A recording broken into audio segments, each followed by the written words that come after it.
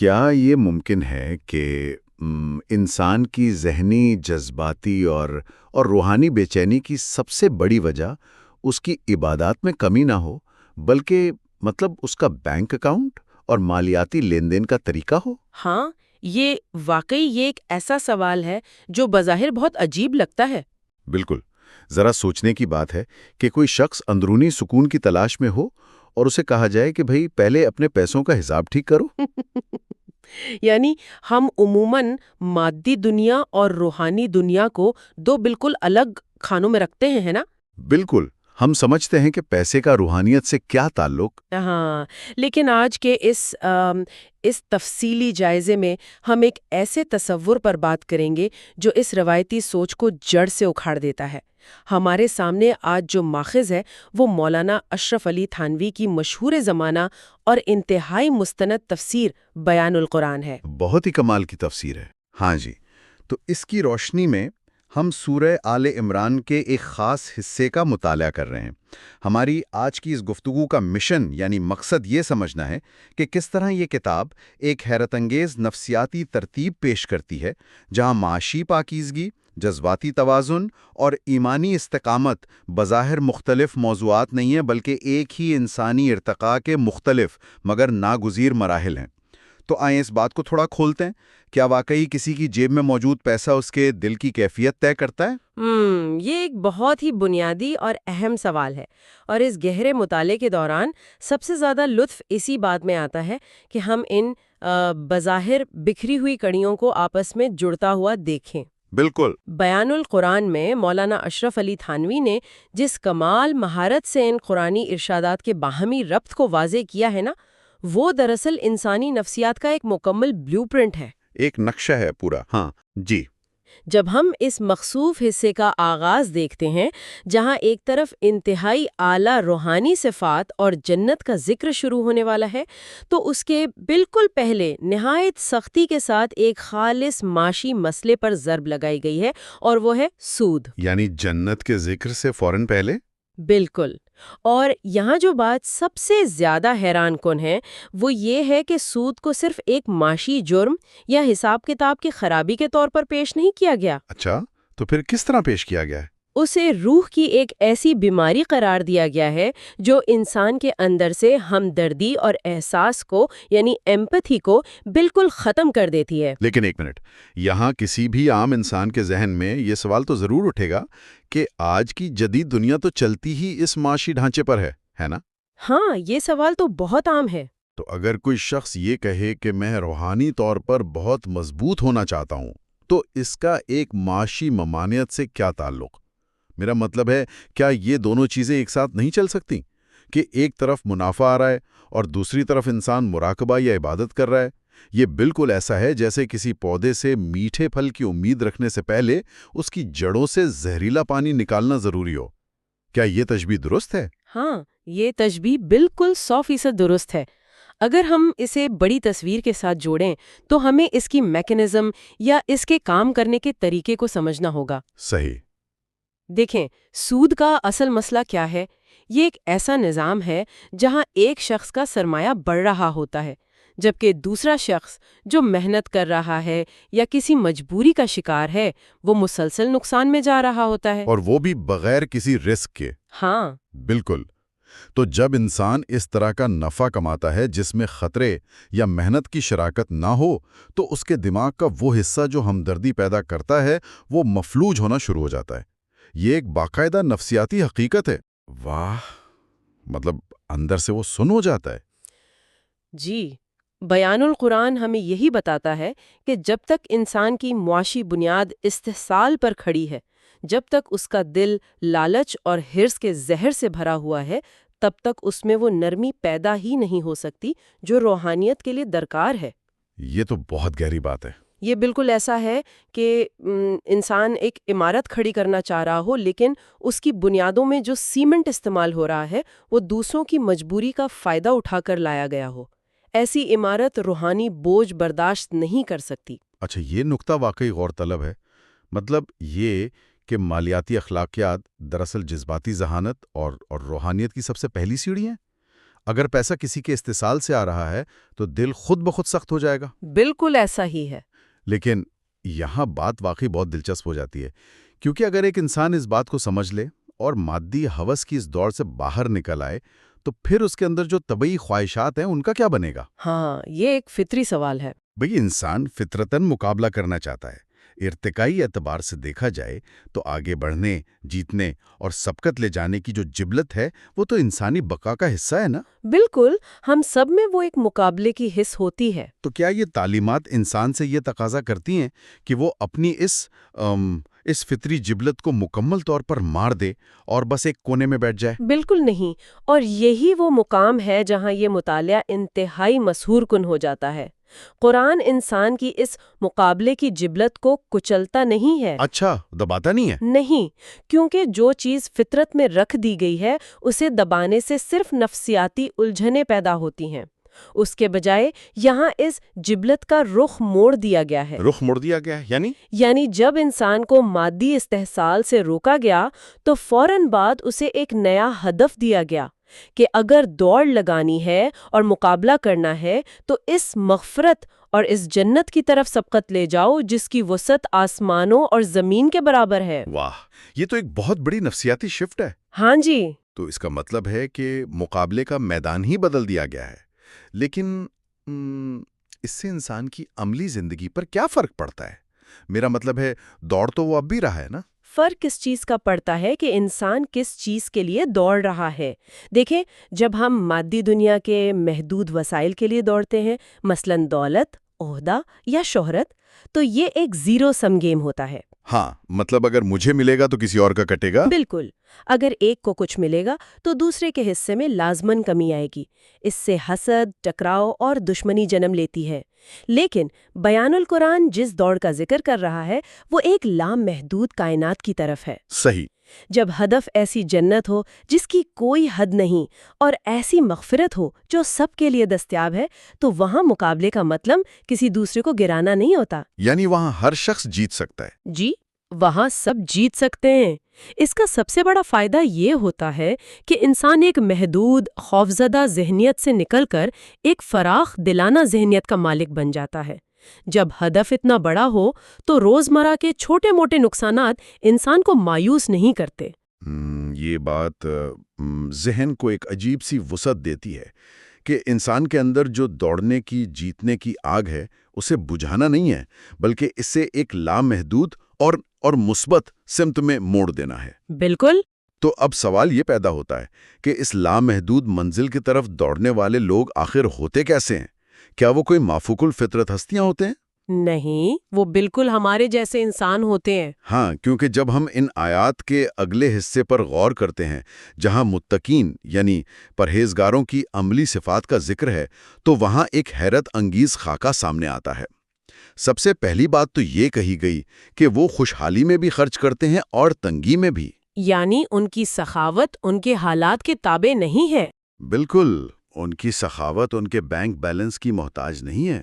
لیکن اس کے بعد جو وصف آتا ہے وہ تو انسان کو جھنجھوڑ کر رکھ دیتا ہے، وہ ہے غصہ پی جانا۔ ہاں، کظم غیظ۔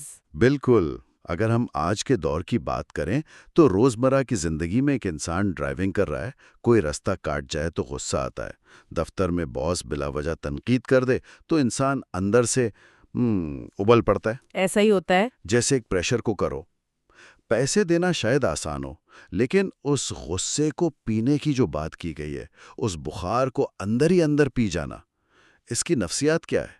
غصے کی نفسیات کو سمجھنے کے لیے ہمیں اس کی طاقت کو دیکھنا ہوگا۔ غصہ دراصل کوئی کمزوری نہیں ہے، یہ ایک انتہائی طاقتور انرجی ہے، ایک توانائی ہے۔ صحیح۔ اگر ہم اسے ایک تشبیہ سے سمجھیں تو غصہ ایک بپھرے ہوئے اور طغیانی پر آئے ہوئے دریا کی طرح ہوتا ہے۔ عام طور پر انسان کیا کرتا ہے؟ یا تو وہ اس دریا کو کھلا چھوڑ دیتا ہے، ہاں، پھٹ پڑتا ہے لوگوں پر۔ جی، جس سے وہ چیخو پکار، بدتمیزی اور تشدد کی صورت میں ارد گرد کی ہر چیز کو تباہ کر دیتا ہے، یا پھر وہ اس دریا کے آگے ایک دیوار یا ڈیم بنا کر اسے زبردستی روکنے کی کوشش کرتا ہے۔ مطلب اندر ہی اندر کڑتا رہتا ہے۔ بالکل، لیکن نفسیات بتاتی ہے کہ اگر اس توانائی کو صرف دبایا جائے گا تو ایک دن وہ دیوار ٹوٹے گی اور تباہی اس سے بھی بڑی ہوگی۔ تو پھر بیان القرآن کا اس حوالے سے کیا حال ہے؟ کیونکہ غصے کو صرف پی جانا، اندر ہی اندر گھڑتے رہنا، یہ تو انسان کو نفسیاتی مریض بنا دے گا، ہے نا؟ ہاں، اور یہاں ایک اہم سوال پیدا ہوتا ہے، اور یہی وہ نقطہ ہے جہاں مولانا اشرف علی تھانوی کی تشریح انسان کو حیران کر دیتی ہے۔ اچھا، کیا تشریح کی انہوں نے؟ انہوں نے واضح کیا ہے کہ یہ صفات کوئی بکھری ہوئی فہرست نہیں ہے، بلکہ انسانی نفسیات کی ایک سیکوینشل ہیرارکی ہے، یعنی ایک ترتیب وار سیڑھی ہے۔ مطلب ایک کے بعد ایک قدم۔ بالکل، آیات میں پہلے غصہ پینے کا ذکر آیا ہے اور اس کے فوراً بعد لوگوں کو معاف کر دینے کا حکم ہے۔ یہ محض اتفاق نہیں ہے، غصے کے اس دریا کو صرف ڈیم بنا کر نہیں روکنا، بلکہ اس کے آگے نہریں کھود کر اس توانائی کو ایک تعمیری سمت میں موڑنا ہے۔ واہ، یعنی غصے کو معافی کی طاقت میں بدلنا ہے۔ جی ہاں، جب انسان کو شدید غصہ آتا ہے تو پہلا قدم اس ابتدائی طوفان کو روکنا ہے، یعنی فوراً ریئیکٹ کرنے سے بچنا۔ جب وہ طوفان تھم جائے تو اگلا قدم اس قابو کی گئی توانائی کو معافی کے عمل میں استعمال کرنا ہے۔ یہ بات بہت بہت گہری ہے، یعنی انسان اس وقت تک کسی کو سچے دل سے معاف نہیں کر سکتا جب تک اس کا غصہ اپنے عروج پر ہو۔ بالکل، پہلے طوفان تھمے گا تو ہی معافی آئے گی نا۔ ہاں، لیکن میں ایک عام انسان کے زاویے سے سوچوں جو صبح ٹریفک میں پھنسا ہے یا جس کے ساتھ کسی نے دفتر میں زیادتی کی ہے، ایک انسان سوچے گا کہ بھئی یہ تو بہت آئیڈیل یا خیالی باتیں ہیں۔ ہاں، پریکٹیکل نہیں لگتی۔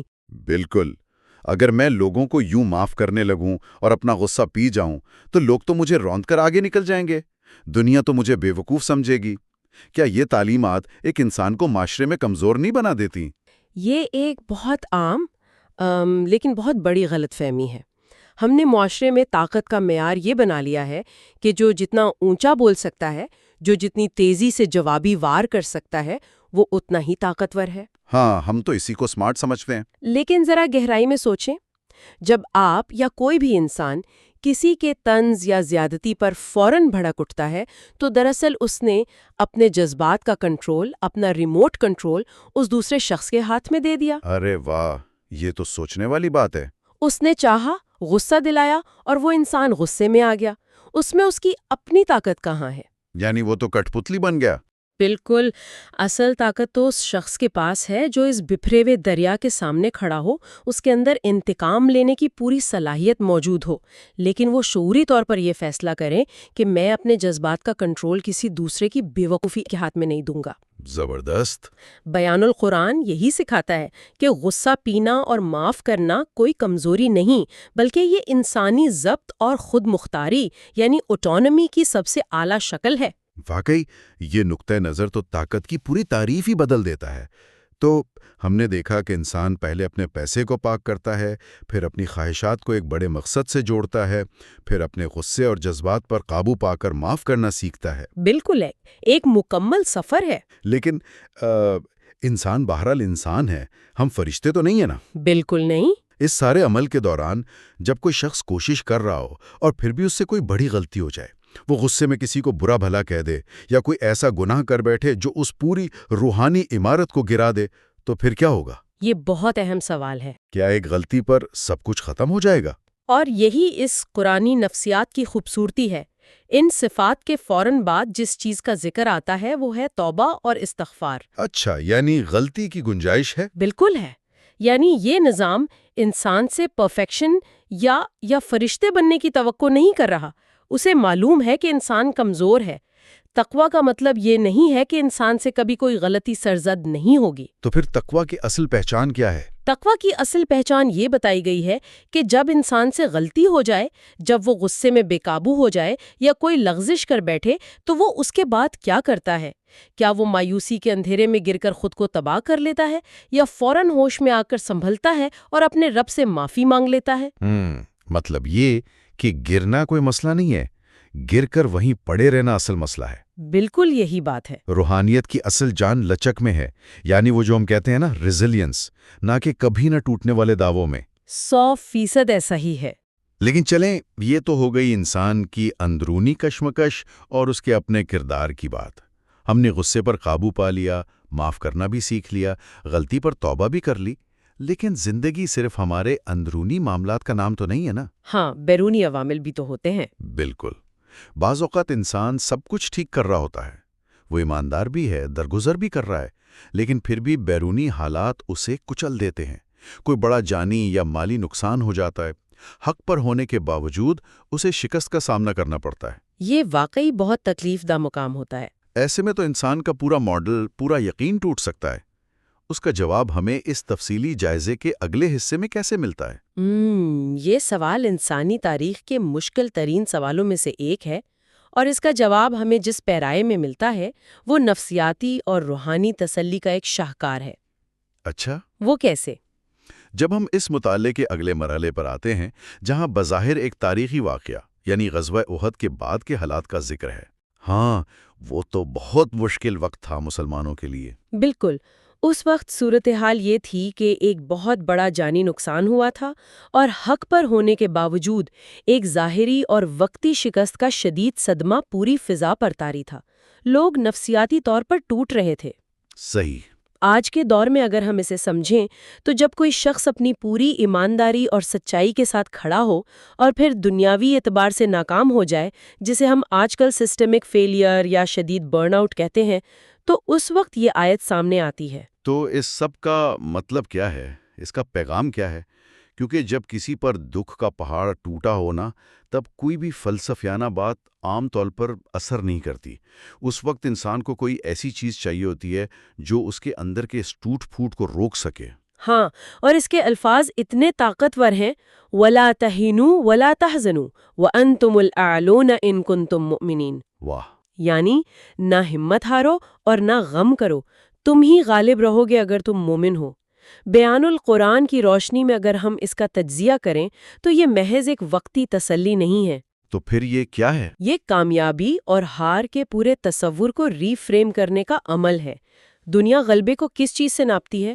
مال، ظاہری فتح، اکثریت یا مادی طاقت سے؟ ہے نا، ہمارے پیمانے تو یہی ہیں۔ لیکن یہاں یہ اصول قائم کیا جا رہا ہے کہ حقیقی کامیابی ان چیزوں سے مشروط ہے ہی نہیں۔ حقیقی غلبہ اس نظریے، اس سچائی اور اس ایمان کا ہے جو انسان کے دل میں ہے۔ اگر وہ نظریہ سلامت ہے تو جسمانی یا مادی نقصانات انسان کو شکست نہیں دے سکتے۔ اچھا، تو اس کا مطلب تو یہ ہوا کہ سچائی کے راستے پر وقتی تکلیف یا بظاہر نظر آنے والی ناکامی دراصل ناکامی ہے ہی نہیں؟ بالکل نہیں ہے۔ مطلب اگر آج کوئی شخص کسی دفتر میں ایمانداری پر کھڑا ہے اور اس کی وجہ سے اسے نوکری سے نکال دیا جاتا ہے، بظاہر تو وہ ہار گیا نا، اسے نقصان ہو گیا، لیکن یہ نظریہ اسے بتاتا ہے کہ نہیں، تم ہارے نہیں ہو، کیونکہ جس ایمان کے لیے تم کھڑے تھے وہ اصول برقرار ہے، تم اندر سے غالب ہو۔ بالکل، یہی وہ ری فریمنگ ہے۔ یہ تو ایک زبردست اینٹیڈوٹ ہے مایوسی کے خلاف۔ بالکل، اور اگر ہم غور کریں تو یہ پورا سفر جو ہم نے سود کی ممانعت سے شروع کیا تھا وہ یہاں آ کر مکمل ہوتا ہے۔ ہاں، کیسے؟ جو شخص معاشی طور پر ایماندار ہو، جس کی نگاہیں محدود مادی مفادات کے بجائے لامحدود جنت پہ ہوں، جو اپنے غصے اور جذبات کو قابو میں رکھنا جانتا ہو، وہی شخص اس مقام پر پہنچ سکتا ہے جہاں دنیا کا کوئی بھی دکھ، کوئی بھی ناکامی اسے اندر سے نہیں توڑ سکتی۔ واقعی، کیونکہ اس کی بنیادیں اتنی مضبوط ہو چکی ہوتی ہیں کہ ظاہری حالات کی آندھیاں اس کے یقین کو متزلزل نہیں کر سکتیں۔ یہ ہے وہ مکمل انسانی کردار جس کی تشکیل بیان القرآن ان آیات کی تفسیر میں ہمارے سامنے رکھتا ہے۔ یہ واقعی ایک بہت ہی طاقتور اور آنکھیں کھول دینے والا سفر ہے۔ اگر ہم آج کی اس پوری گفتگو کو سمیٹیں تو ہم نے دیکھا کہ کس طرح بظاہر الگ الگ نظر آنے والے احکامات دراصل ایک ہی زنجیر کی کڑیاں ہیں۔ بالکل، شروعات ہوتی ہے اپنی معاشی بنیاد کو سود اور استحصال سے پاک کرنے سے، کیونکہ اس کے بغیر انسان کے اندر ہمدردی اور روحانیت کا بیج پنپ ہی نہیں سکتا۔ صحیح۔ پھر وہ انسان اپنی طبعی خواہشات اور مقابلے کی جبلت کو مادی دنیا سے ہٹا کر ایک ایسی روحانی اور اخلاقی دوڑ میں لگاتا ہے جہاں سب کے لیے جگہ موجود ہے، لامحدود کائنات کی طرف۔ ہاں جی۔ پھر وہ اپنی روزمرہ زندگی کے سب سے بڑے چیلنج یعنی اپنے غصے کا سامنا کرتا ہے۔ وہ اس غصے کی توانائی کو صرف دباتا نہیں بلکہ اسے معاف کرنے کی طاقت میں بدل دیتا ہے، اور اگر وہ کبھی گرتا بھی ہے تو مایوس ہونے کے بجائے توبہ کے ذریعے دوبارہ کھڑا ہو جاتا ہے۔ بالکل ایسا ہی ہے۔ اور اس ساری تیاری کے بعد جب زندگی اس پر سخت ترین وار کرتی ہے تو وہ ان حالات کا مقابلہ اس یقین کے ساتھ کرتا ہے کہ مادی ہار اصل ہار نہیں ہے، بلکہ ایمان کی سلامتی ہی اصل فتح ہے۔ ہاں، یہ ایک ایسی ترتیب ہے جو انسان کو محض زندہ رہنے کے بجائے زندگی کو اس کی پوری معنویت کے ساتھ جینا سکھاتی ہے۔ بہت خوبصورت بات کہی آپ نے۔ جو مسجد یا کسی عبادت گاہ میں تنہا بیٹھا ہو، بلکہ وہ ہے جو بازار میں بھی ایماندار ہو، اپنے رشتوں میں بھی درگزر کرنے والا ہو اور مشکل وقت میں بھی ایک چٹان کی طرح کھڑا ہو۔ بالکل۔ اور اس گہرے مطالعے کے اختتام پر ایک ایسی بات ذہن میں ابھرتی ہے جو شاید ہم سب کو ایک نئے زاویے سے سوچنے پر مجبور کر دے گی۔ جی وہ کیا؟ دیکھیں، ہم سب اس تیز رفتار دور کا حصہ ہیں جہاں ہر شخص کسی نہ کسی چیز کے پیچھے بھاگ رہا ہے۔ ہم روزانہ اپنی کامیابی کو ناپتے ہیں اپنے بینک بیلنس سے، اپنے سوشل میڈیا کے فالوور سے، یا اس بات سے کہ ہم نے آج کسے بحث میں ہرایا اور کس پر اپنا روب جمایا۔ ہاں، یہی تو ہمارے پیمانے بن گئے ہیں۔ ہم چیخنے، دھمکانے اور اپنا حق چھیننے کو طاقت سمجھتے ہیں، لیکن آج کے اس تفصیلی جائزے اور اس شاندار نفسیاتی ربط کو سمجھنے کے بعد کیا یہ ممکن ہے کہ ہماری یہ تمام پیمائشیں ہی سرے سے غلط ہو؟ یہ ایک بہت چھپتا ہوا سوال ہے۔ بالکل۔ کیا یہ ممکن ہے کہ کسی انسان کی اصل، سب سے بڑی اور سب سے گہری طاقت وہ نہ ہو جو وہ دنیا کو دکھا رہا ہے، بلکہ اصل طاقت وہ ہو جو کوئی شخص اپنا ابلتا ہوا جائز غصہ خاموشی سے پیتے وقت محسوس کرتا ہے؟ واو! اور اس سے بھی بڑھ کر جب وہ کسی ایسے شخص کو اپنے دل سے معاف کرتا ہے جس نے اس کا دل دکھایا ہو۔ یہ تصور کہ اصل حکمرانی لوگوں پر نہیں بلکہ اپنے ہی جذبات پر ہوتی ہے، یہ ایک انسان کی روزمرہ زندگی، اس کے فیصلوں اور اس کے سکون کو یکسر بدل کر رکھ سکتا ہے۔ واقعی یہ سوچنے کا بالکل نیا زاویہ ہے۔ ہاں، ذرا سوچنے کی بات یہ ہے کہ کیا کوئی بھی انسان اس حقیقی اور مشکل ترین طاقت کو اپنانے کی ہمت رکھتا ہے، یا وہ صرف اس کھوکھلی اور مادی طاقت کے پیچھے ہی بھاگتا رہے گا جو ایک دن ویسے بھی ختم ہو جانی ہے؟ یہ ایک ایسا سوال ہے جو مجھے یقین ہے کہ سننے والوں کے ذہن میں دیر تک گونجتا رہے گا۔